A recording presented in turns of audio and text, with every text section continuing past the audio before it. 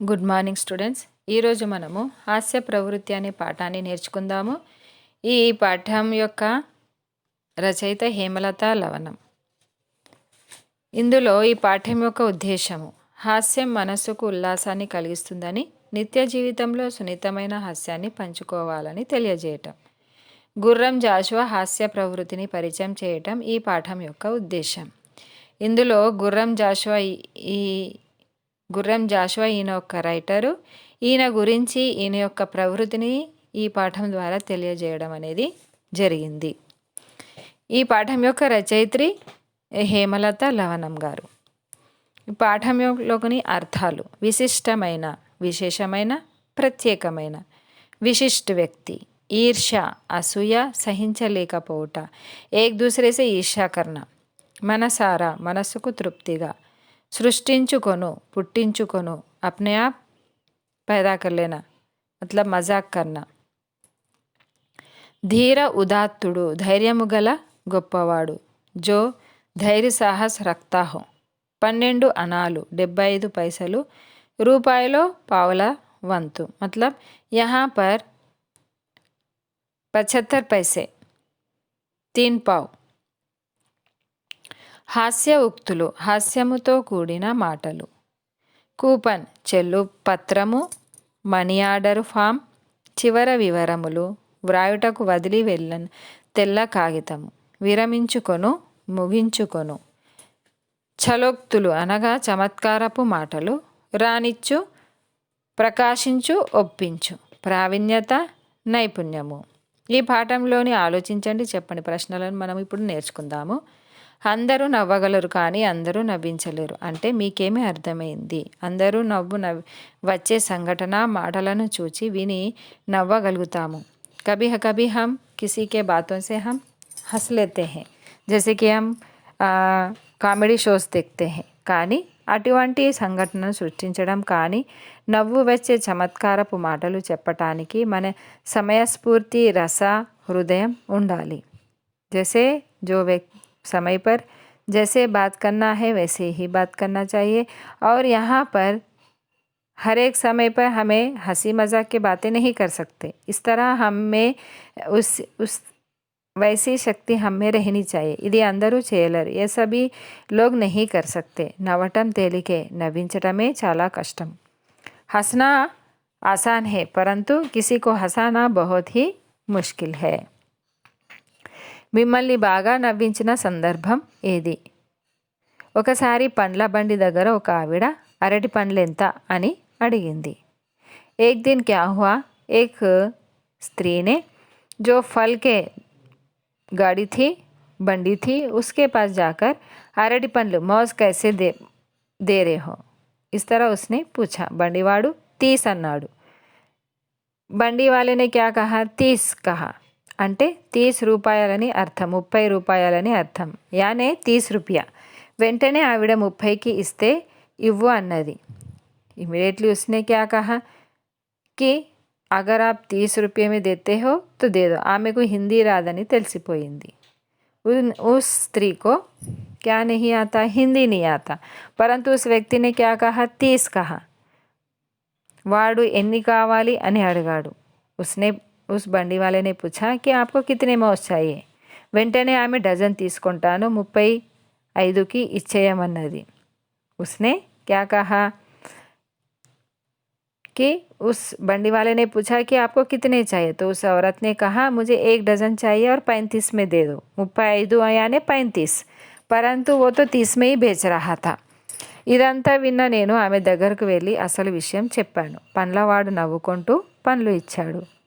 यह सारी बात सुनकर मैं उस औरत को कहा कि वह भी 30 रुपये में ही दे रहा है और आप 35 कह रही हो. तो उस औरत को मैंने सारी बात समझाने पर उस बंडी वाले ने हंस पड़ा और वो फल उसे दे दिया. Next question. ఒక భాష రాని వాళ్ళు ఆ భాషలో మాట్లాడితే ఎట్లా ఉంటుంది? ఉదాహరణలు చెప్పండి. अगर हमें उर्दू नहीं आती या हिंदी नहीं आती, तेलुगु नहीं आती तो हम उस भाषा में बात करते हैं तो कैसा रहता है? హైదరాబాద్లో కొంతమందికి ఉర్దూ, హిందీ తప్ప తెలుగు రాదు. తమకు తెలుగు వచ్చు అని చెప్పటానికి రాని తెలుగులో 10 మంది వినేట్లు మాట్లాడుతారు. ఒక ఆమె వర్షం రావటం చూసి తన పిల్లలను ఇట్లా పిలుస్తుంది. एक औरत क्या कह रही है अपने बच्चों को, बारिश हो रही है तो उन्हें बुला रहे हैं. ఓరే వానారి మీరు అందరినీ రారి అన్నది. ఆమె తెలుగు విన్న వాళ్ళు నవ్వుకున్నారు. వాన ఆరి అంటే వర్షం వస్తుంది. వాన ఆరి ఏక్ తెలుగు और ఏక్ హిందీ. మీరు అందరికీ రారి అన్నది. అందరికీ రాని అంటే అందర్ ఆజావ్. ఇస్ తరహ कहने से सभी लोग हंस लिए. కొత్తగా ఇంగ్లీష్ నేర్చుకున్న వ్యక్తి you request me give alive అని ఆఫీసర్తో అన్నాడు. ఆఫీసర్ ఎంతగా నవ్వుకుని ఉంటాడో. इस तरह जो हम भाषा नहीं आता तो हम दोनों को मिक्स करके बात करते हैं तो बहुत ही हंसी आती है. నెక్స్ట్ క్వశ్చన్, మీరు చూసిన ఏదైనా సినిమా నాటికలోని హాస్య సన్నివేశాన్ని గురించి చెప్పండి.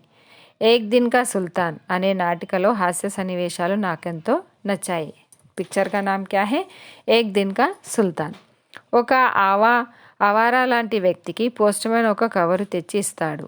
आवारा है मतलब हमेशा घूमते रहते हो, तो उसे क्या पोस्टमैन ने क्या दिया? एक कवर दिया. ఆ కవర్ తీసుకెళ్ళి చదివించుకుంటాడు. తనకు ఒక గవర్నమెంట్ ఆఫీసులో మేనేజర్ పోస్ట్ వచ్చిందని ఉంటుంది అందులో. उसे कौन सा पोस्ट मिलता है? మేనేజర్ का पोस्ट, वह भी గవర్నమెంట్ ఆఫీస్ में. చదువురాని ఆ వ్యక్తి ఆ గవర్నమెంట్ ఆఫీసులో చేసే పెత్తనం నవ్వు వస్తుంది. जिसे पढ़ाई लिखाई नहीं आती परंतु उसे गवर्नमेंट जॉब में क्या आया?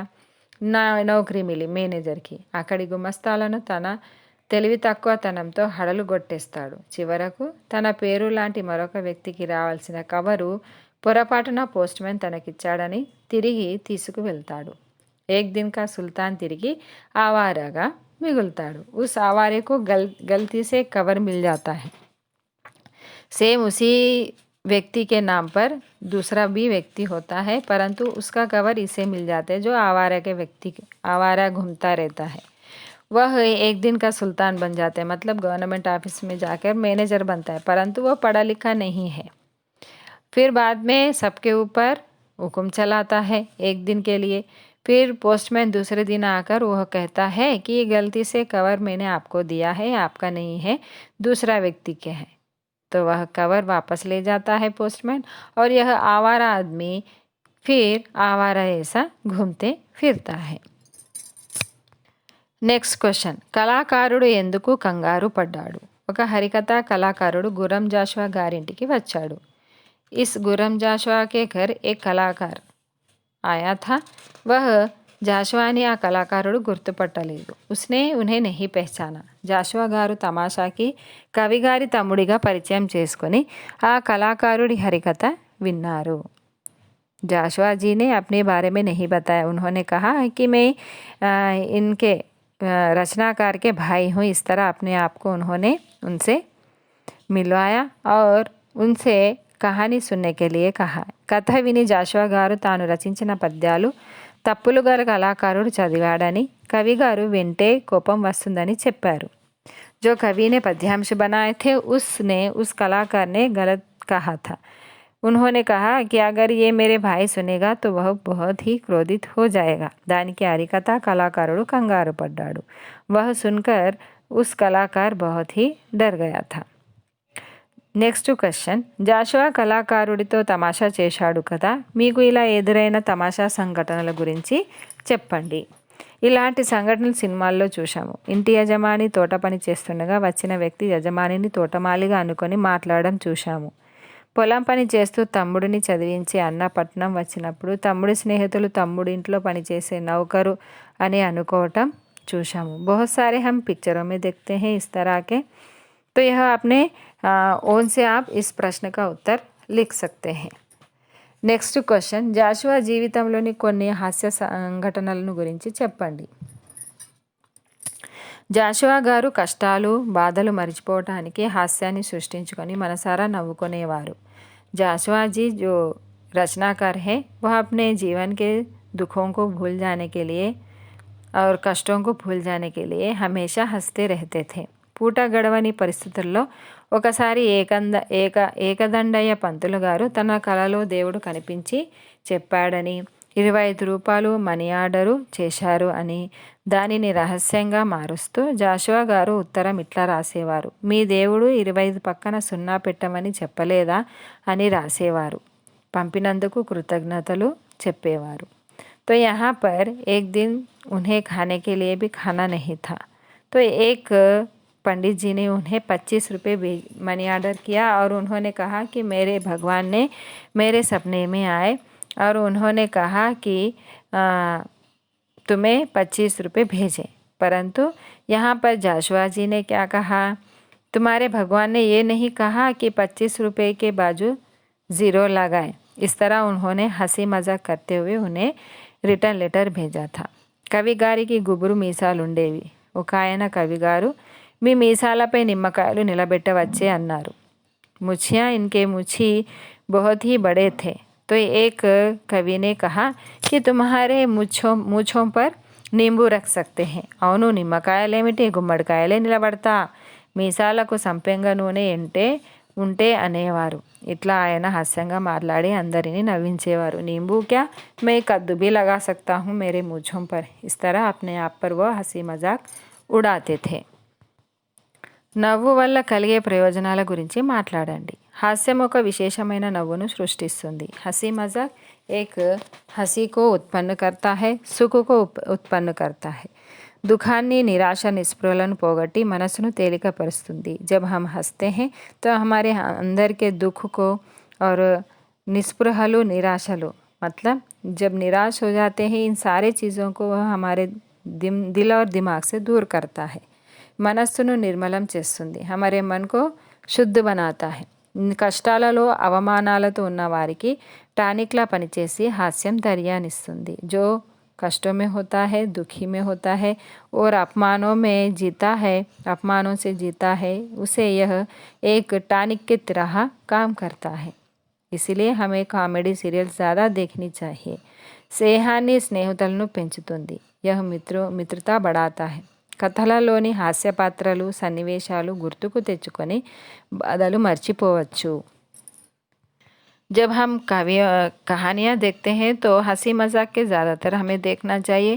वही हमारे దుఃఖం को दूर करता है. తమాషా సంఘటనలు, హాస్య సన్నివేశాలు జీవితంలో చాలా కాలం గుర్తుంటాయి. నవ్వటం ఒక యోగం, నవ్వించటం ఒక భోగం, నవ్వలేకపోవటం ఒక రోగం అని అన్నాడు ఒక కవి. నవ్వటం ఒక యోగం, నవ్వించడం ఒక భోగం.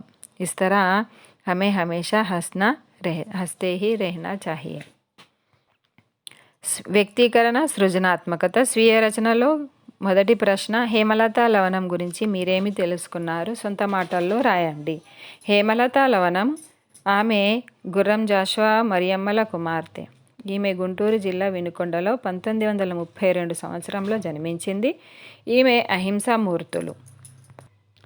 జీవన ప్రభాతం. జాషువా కలం చేసిన కథ, మా నాన్నగారు, మృత్యోర్మ, అమృతంగమయ వంటి రచనలు చేశారు.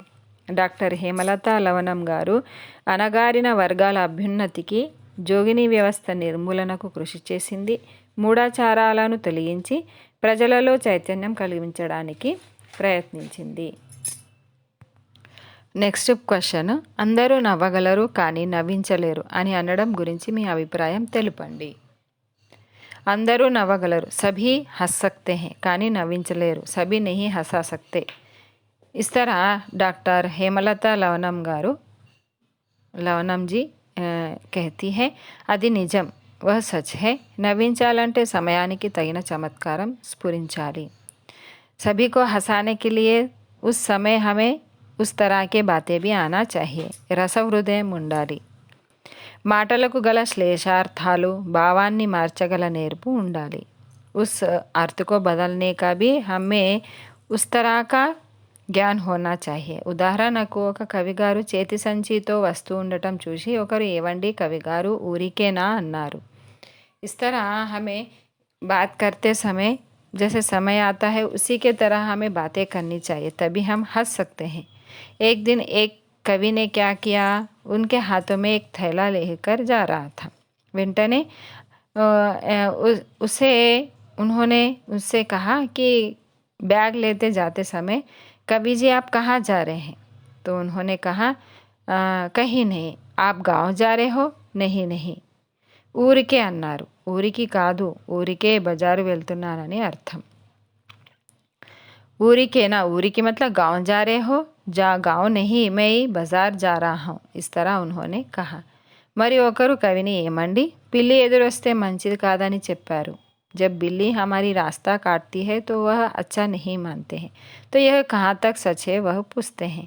మరి కుక్క ఎదురొస్తే ఏమిటి, అగర్ కుత్తా అగర్ ఆడ ఆయా తో క్యా హోగా అని అడిగారు. వెంటనే ఎదురొచ్చిన కుక్క కరవకుండా పోతే మంచిదని ఠక్కున చెప్పారు. अगर बिल्ली रास्ता काटती है वह नहीं, जब कुत्ता रास्ता काटता है कुछ नहीं होता. अगर वो आकर हमें काटता है तो समझ जाना वो हमारे लिए बुरा है. अगर नहीं काटता है तो समझ जाना वो हमारे लिए अच्छा है. इस तरह वह उन्होंने समय के अनुसार उन्होंने इस तरह हंसी मजाक करते थे. నెక్స్ట్ క్వశ్చన్, జాషువా జీవితంలోని ఏదైనా ఒక హాస్య సంఘటనను సొంత మాటల్లో రాయండి. ఒకసారి జాషువా గారికి జ్వరం వచ్చింది. వాళ్ళ అమ్మాయి ఒక సీసాలో జ్వరం మందు తెచ్చి ఇచ్చింది. एक बार उस लेखक को बुखार आया था. जाशुआ जी को बुखार आई थी तो उनकी बिटिया ने क्या किया, एक బాటిల్ में उन्हें దవాయి లేకర్ లే आई. మర్నాడు పొద్దున నాన్నగారు మందు తీసుకున్న తర్వాత జ్వరం తగ్గిందా అని అడిగారు. दूसरे दिन उन्होंने पूछा कि अपने पिताजी से, पिताजी आपकी बुखार कम हुई क्या? అవునమ్మా, సీసాలో సగం తగ్గింది అన్నారు జాషువా గారు. हाँ बेटा, शीशे में आधा दवाई ख़त्म हो गई. इसलिए इस तरह उन्होंने मजाक उड़ाया.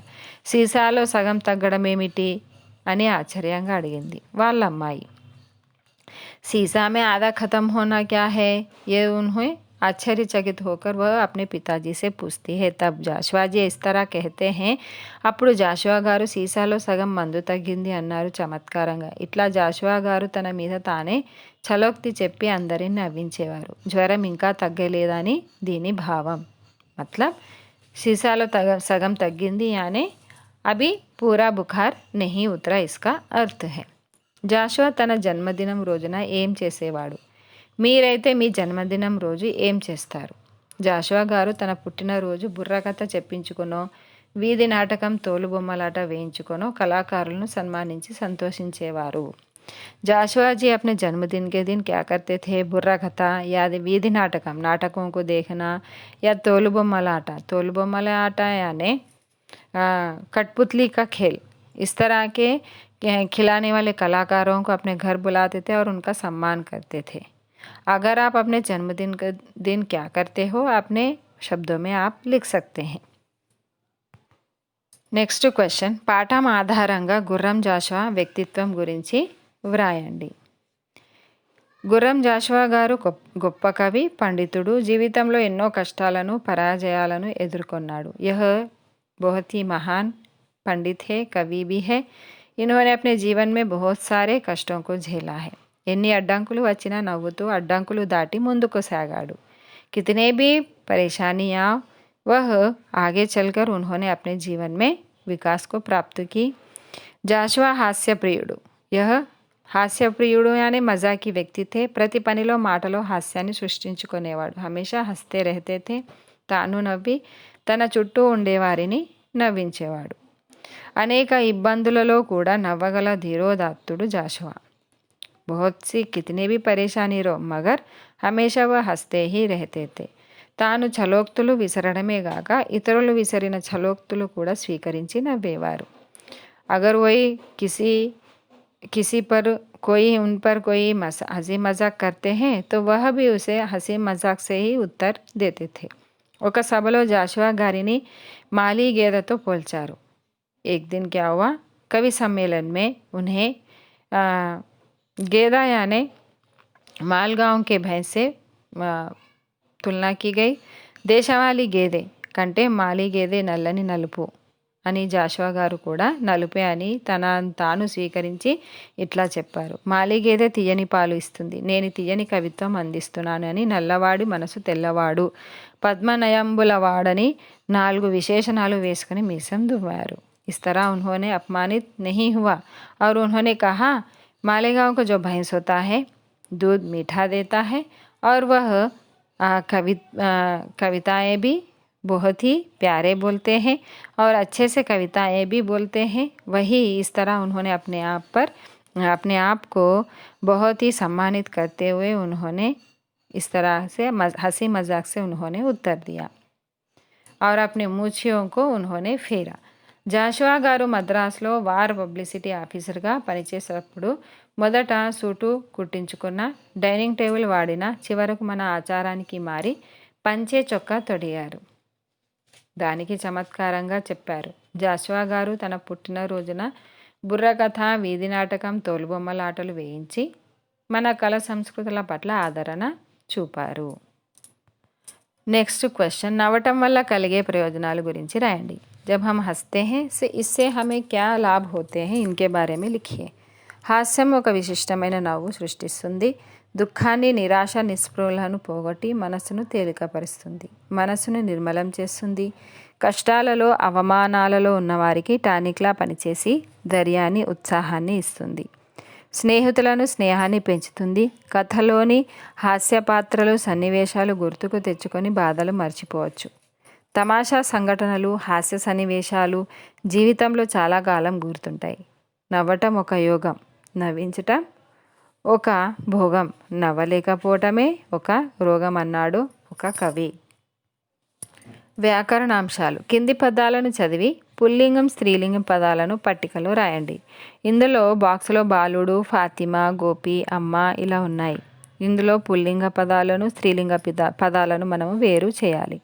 బాలుడు పుల్లింగ్ హే, చంద్రుడు పుల్లింగ్ హే, జానీ పుల్లింగ్, రవి పుల్లింగ్, గోపి పుల్లింగ్, రెహమాన్ పుల్లింగ్, ఫరీద్, అన్న. ఇందులో స్త్రీలింగాలు సీత, ఫాతిమా, పర్వీన్, మమత, గీత, అమ్మ, అత్త, లత. ఈ కింది వాక్యాలు చదివి వాటిలోని అసమాపక, సమాపక క్రియలను గుర్తించి రాయండి. సుధీర్ బాగా చదివి మంచి మార్కులు తెచ్చుకున్నాడు. ఇందులో అసమాపక క్రియ ఏంటి, సమాపక క్రియ ఏంటి మనము తెలుసుకుందాం. సుధీర్ బాగా చదవడం అంటే అసమాపక క్రియ, తెచ్చుకున్నాడు సమాపక క్రియ. పాలు తాగి నిద్రపోయింది, పాప పాలు తాగి నిద్రపోయింది. ఇందులో తాగడము అసమాపక క్రియ. తర్వాత సమాపక క్రియ ఏమిటి, నిద్రపోయింది. నెక్స్ట్, మనో జవాబులు రాసి టీచర్తో దిద్దించుకొని వాటిని తిరిగి రాశాడు. రాసి అనేది అసమాపక క్రియ, రాశాడు అనేది సమాపక క్రియ, అంటే జరిగిపోయింది అది. విశాల్ చెట్టు ఎక్కి కర్రతో కొమ్మలను లాగి పండ్లు తెంపాడు. ఇక్కడ ఎక్కి, లాగి అసమాపక క్రియ, తెచ్చుకున్నాడు సమాపక క్రియ.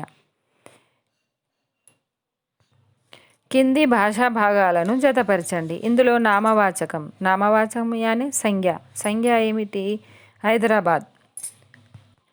సర్వనామం అనగా సర్వనాम क्या है इसमें, ఆమె. విశేషణ क्या है इसमें, ఎర్రని. క్రియ यानी कार्य कहाँ पर है, చదివింది. అవ్యయం यानी कहाँ पर है, यह కానీ.